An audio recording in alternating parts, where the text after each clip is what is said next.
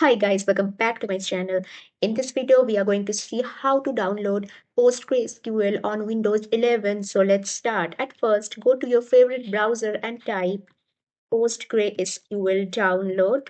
Enter. Click on the first link. Click on Windows as we are installing it in Windows. Then click on download the installer. This link you see, click on it.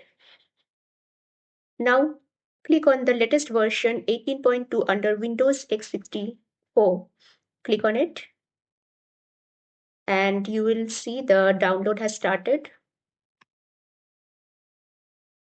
As you can see, the download has completed, so click on it. Double click on the exe file. Allow this app to make change. As you can see, a dialog has appeared. Click on next. It is showing the installation directory. Click on next. As you can see, it will download PostgreSQL Server, PgAdmin, which is the UI, stack builder, and command line tools. Click on next. Click on next again. Here is the part where you need to set the password. So type some password which you can remember.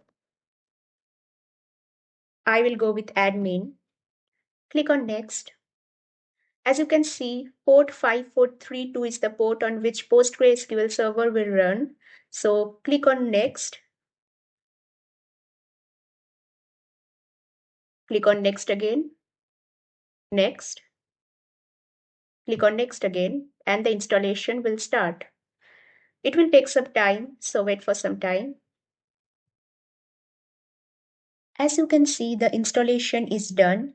Click on finish.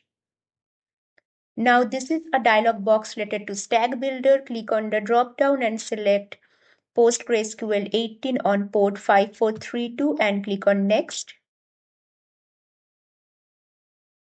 Now you can select some applications if you need it, but right now I don't think it's necessary, so I will just keep it. Yes. Now if you go to your search bar and type PgAdmin, so you will get this PgAdmin, okay? Double click on it.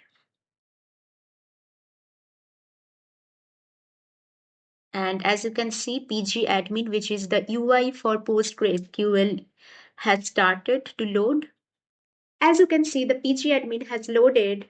If you click on server, it will ask you for the password. So remember the password which you have used while installing the PostgreSQL. So I will go with admin since I said admin.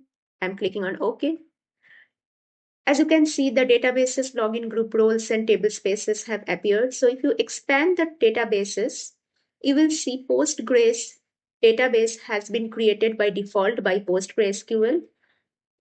Now, to create a new database, you can just right click on databases and click on create database. I will go with the name DB1. And if you click on the SQL, you can see the query to create the new database.